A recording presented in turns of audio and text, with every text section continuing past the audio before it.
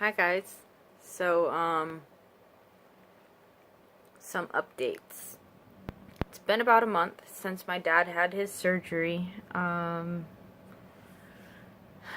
My understanding is that the doctors are still trying to figure out what it was that happened. Um, he had an abscess. They think he had an abscess on his bowels that, instead of rupturing internally, managed to rupture. Like, it got through his abdominal wall, his ab muscles, and outside of his body, which is like totally weird. Probably pure luck.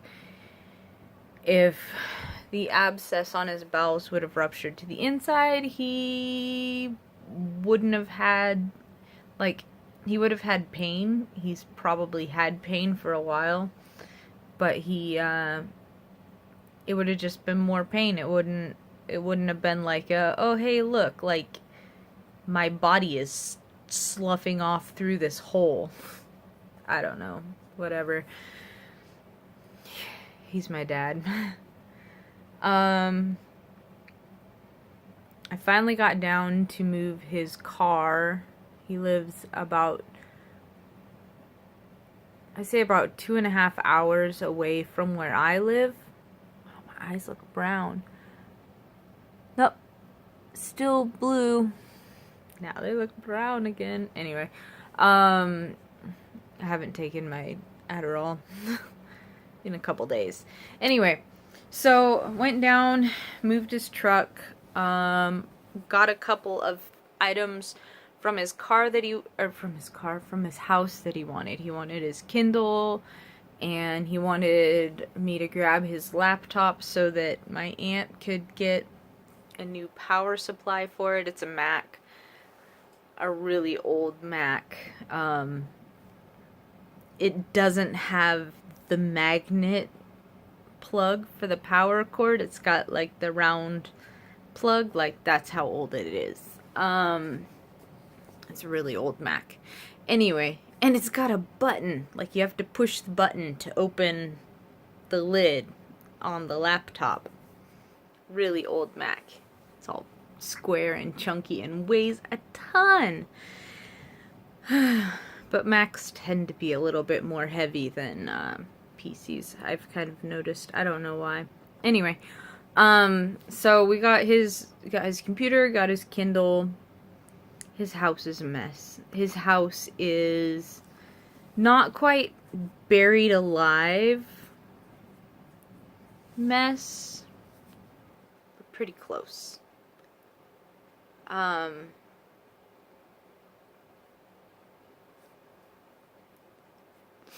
There weren't walkways. Like, every square inch of the floor from, like, okay, so it's a single wide trailer. It is from the tongue, it's the kitchen, and then there's like a little doorway entryway and like a dividing wall, and then it's the living room, and then you have to walk diagonal through the living room to get to the hallway that goes down past a bedroom, the bathroom, and then into the bedroom that's at the end of the house. Standard old single wide trailer style. And basically all the way down to the bathroom was just,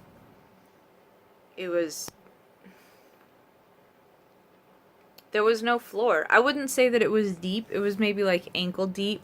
For the most part, it wasn't like knee deep anywhere per se. I was wearing tennis shoes. I brought my rubber boots just in case, but I was wearing tennis shoes, so I didn't go traipsing around. Although I know my dad doesn't do hypodermic needles. He's a beer drinker.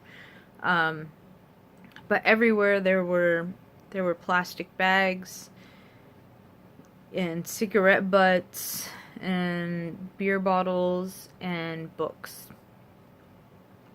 and that was the living room.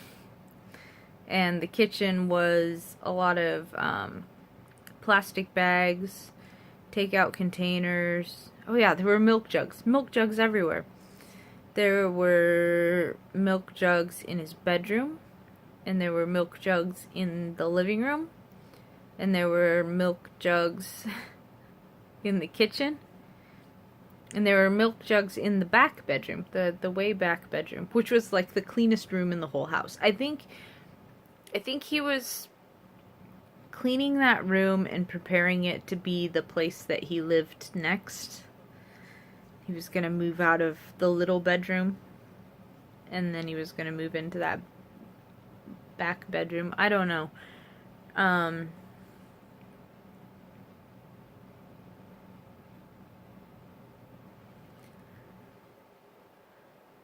He told me that he hadn't been able to take the garbage out in 3 years. Like, hadn't been able to do like a full purge, I'm thinking. Because that didn't look like 3 years worth of garbage. That looked like maybe the milk jugs. Maybe 3 years worth of milk jugs. Maybe a year's worth of cigarette butts. And a year's worth of beer bottles. But, like, it didn't look like 3 years. It looked like 3 years since he hadn't cleaned it. And 3 years since he'd been able to do cleaning on the outside of it too, because this is like a Tillamook area here in Oregon is just like, it rains, and if it's not raining, it's baking, and so there's not a lot of good weather for doing things outside. You get like a couple days here and there, but mostly you like have to be ready to work while the ground's still wet, or while the ground is dry. But anyway,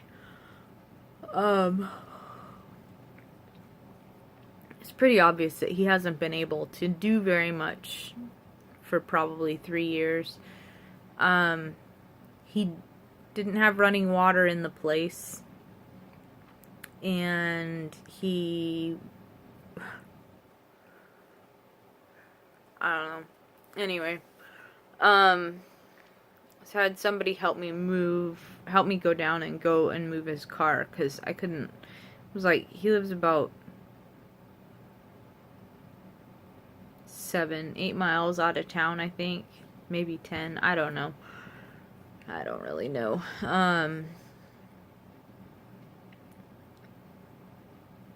So I moved his car and went into his house, and the ramp that goes up to his front door, like, if you're not slipping and sliding, there's a hole. It's a bad mess. It's, walking into his house, you can't step on the door jamb, because the door jamb is rotted. And you have to step at least a foot into his door, because the floor around his door is rotted, because his door doesn't close. And there's a leak right there by his door. And I don't know. So the person who went down there with me is my uncle. And he keeps telling me that there's no way that your dad should ever move back there, and there's no way that you should take care of your dad, and there's no way that blah blah blah. So he's telling me all these things not to do. He's not offering any solutions. He's not offering any solutions. And this is the uncle that, when I was 16, I think, 15, 16, he masturbated in my bedroom. And then in April of 2017, up here in this apartment that I live in, he decided that it would be, I don't know how, but he decided that it would be okay to masturbate up here too. So, like, part of it is I just want to call him out on that bullshit that he did what he did and that he's not offering any solutions. And so, you know, thanks for your help getting a pressing situation taken care of, but from here on out, like, I don't give two squirts of piss what the fuck you got to say. But at the same time, I'm just like, fuck, I don't know. I don't know what to do. Like, 2.5 hours is a long ways to go down to work on getting his place taken care of. And honestly, I don't think that structure, the building that he's living in, the trailer, I don't think that it could ever be habitable without, like, a complete tear it apart, and then you might as well build a house there instead. I don't know. I don't know what to do. I think the only things that my uncle said that was remotely, moderately helpful is he said, contact the county and say, hey, my dad had some medical situations and we need to do some updates to his living situation. What can I do within county law means to be able to get his property into a better living, habitable situation without causing any problems and without accruing any fines and whatnot. And like, that's really honestly the only thing that my uncle said that isn't, you can't do this and you shouldn't do that and there's no way that you should ever blah blah blah. So, I don't know. So, right now, I have to contact the county. I should probably talk to my aunt that is the, what do you call the person who maintains a trust? The appointee, the trustee. I think everybody who gets money from a trust is trustees. I don't know. Whatever. Let her know how bad the place is. Let her know that, like, the only way that the property value could be resuscitated is to get the trailer off and put some other trailer on there. Or build a house. But building a house is probably way more expensive than a $40,000 trailer.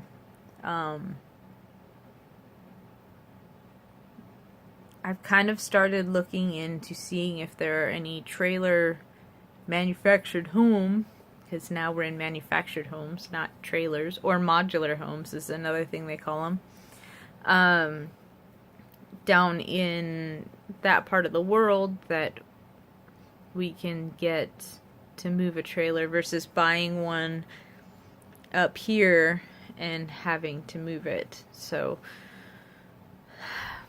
that's one of the things that I'm looking into. I'm looking into what would it take to get him moved up here. He doesn't necessarily want to be here. He doesn't necessarily want to be in Tillamook. He wants to be somewhere where, like, the weather is fairly consistent.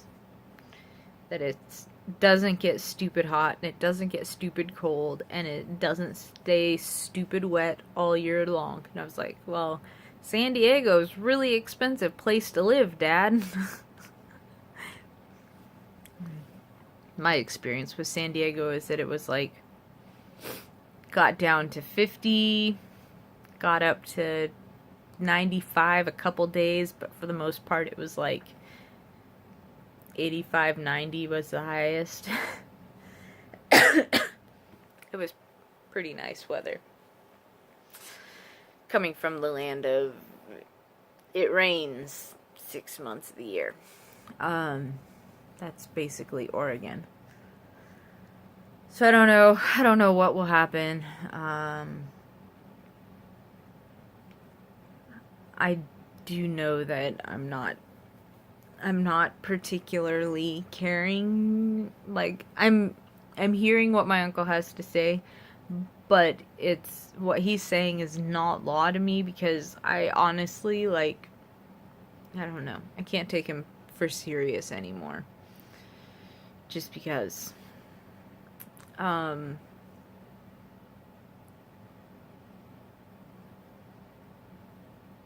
yeah. My aunt wanted to go down. My aunt that lives here with me.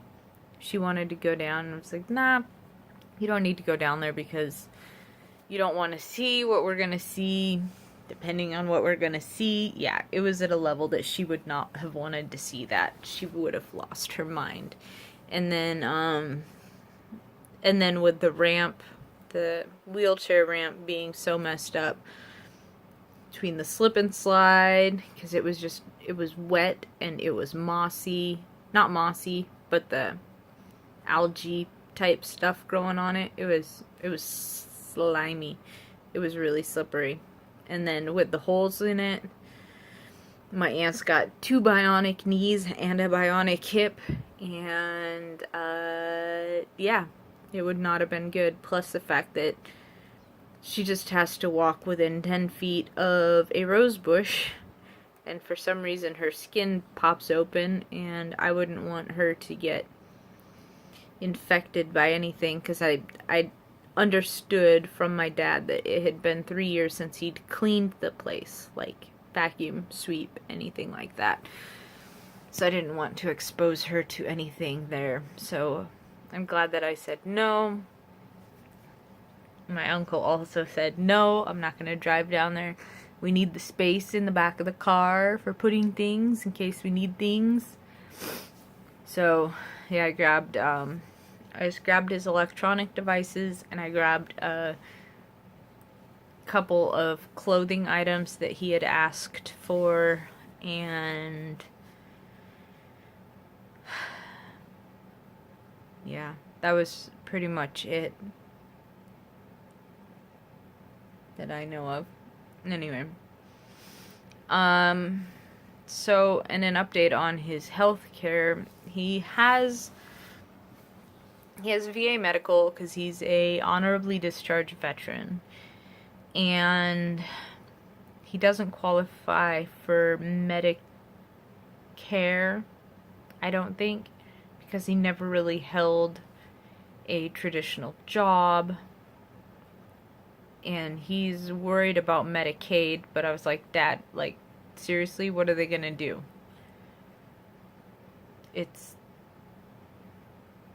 There's not much that they can do. You're collecting disability. If something happens, you just walk away from it. Like, if they try and bill you and they said that they weren't going to, just don't pay it. What's the worst that'll happen? They can't garnish your disability check. Like, maybe they can. I don't know. But I'm just telling him that so that he will sign up for it, so that we can get him into something besides the hospital. Because the VA is about to kick him out of the hospital because he's been there for a month. And they were hoping to have gotten him out of there earlier than that. But the VA care facility, which is like not really a hospice care, but after the hospital care facility, there's like a lot of rehab stuff and things like that at this place. But anyway, the VA's got one here near the Portland metro area. It's in Vancouver, Washington, which there's only so many beds, and the Portland area, Portland VA covers all of Oregon, all of Washington, and all of Alaska. So that's a lot of veterans to be using this facility. So I see a lot of Alaska plates at the VA whenever I go there. I see a lot of Washington plates at the VA whenever I go there. And there's only one VA hospital, a couple of clinics, and other than that, it's if you sign up to be able to get satellite care or something like that. I don't know what they actually call it, but to be able to go to approved clinics within your region. And so that's how he's able to go to the clinic down in Tillamook and not have to drive to the VA for every cough and hiccup. But not like he would go in for a cough or a hiccup anyway, even if it lasted for 3 years. Yeah, so his medical situation is he's recovering. His wound is starting to heal. His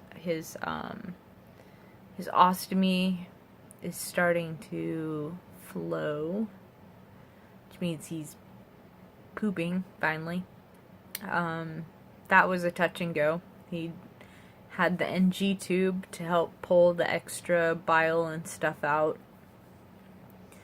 And he wasn't allowed to drink water, and he was getting hungry, and it was because, like, his stomach was touching itself, plus the NG tube was just, like, constant suction, because it's down past your stomach to pull the bile from, like, your liver bile duct is where it produces a lot of acidic bile to, like, help chew up your food. So they're sucking out all the bile. They're sucking out the stomach acids. And he was just hungry. And then when they finally took the tube out the first time, they gave him a sandwich. He's like a fan of tuna sandwiches. And he ate the tuna sandwich, and I think he ate it too fast because he felt a little weird. So then he ate another sandwich. I think it was an egg salad sandwich or something. He ate that one too fast and then drank too much water and then ended up throwing up. And he still had fresh holes through his abdominal wall, and they were worried about his rupturing things, pulling sutures, things like that. And so they put the NG tube back in. And then it was there for probably week and a half, 2 weeks. His nose was sore and his sinuses hurt and his eyeballs hurt from having that tube in there right next to your eyeball holes. I don't know how he did it, but he managed to do it. And every now and then he calls me and he's in like a panic freak out frustration mode. And I know that it's just part of his cycle, so I talk him through it and get him back onto laughing mode. And then he feels better and I can go on. But I don't know, I see so much of myself in him. Like, I look at how my house dirt detritus collects, and I can totally see how he got to where he was at. And when I feel paralyzed by how much life I need to catch up on, and I look at his life that he needs to catch up on, I can see where he's at. I can see how he got there.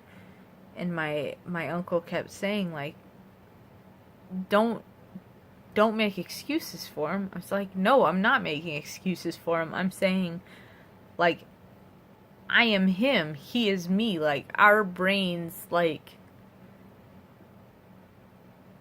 honestly, I could have ended up, I mean, like, at any given moment, I could end up looking like his house. I mean, my house is mostly stuff, not garbage, but that's mostly just because he went through a phase of selling all of the stuff to be able to feed himself. And I haven't been that hard up. But hoity-toity, whoop-de-doo. So I don't know what I'm gonna do about figuring out his living situation. I still need to get a power of attorney. I still need to figure out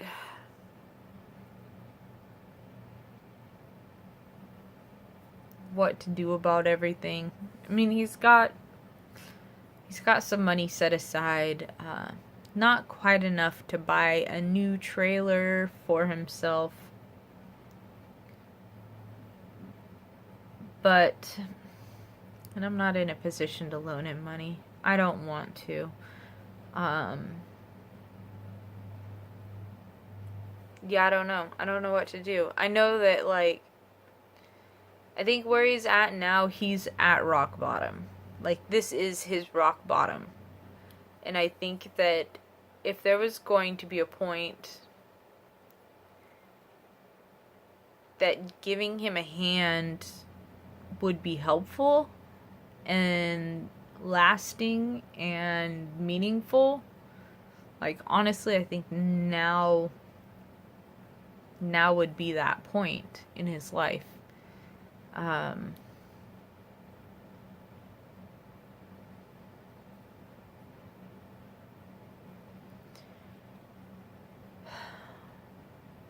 just don't know what to do about it. I don't know what I have time for. I don't know what I have energy for. And I don't know what the solution is going to be. So, that is where I'm at now. Anyway. I do know that he should probably never live in that building again. Nobody should live in that building.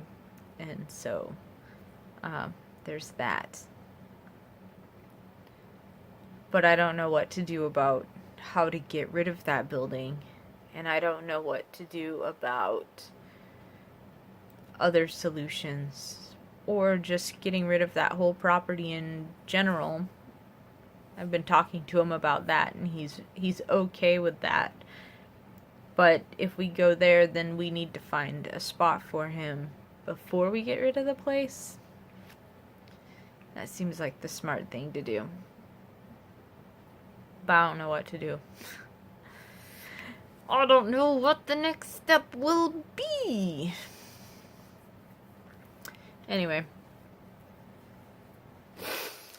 This is a long video. Okay, I'm gonna go. Yeah, it's not quite 10 on a Sunday night. I'm gonna upload this now. Anyway, that's an update. News on what's going on in my life. Hope everybody had a good turkey day. See you later.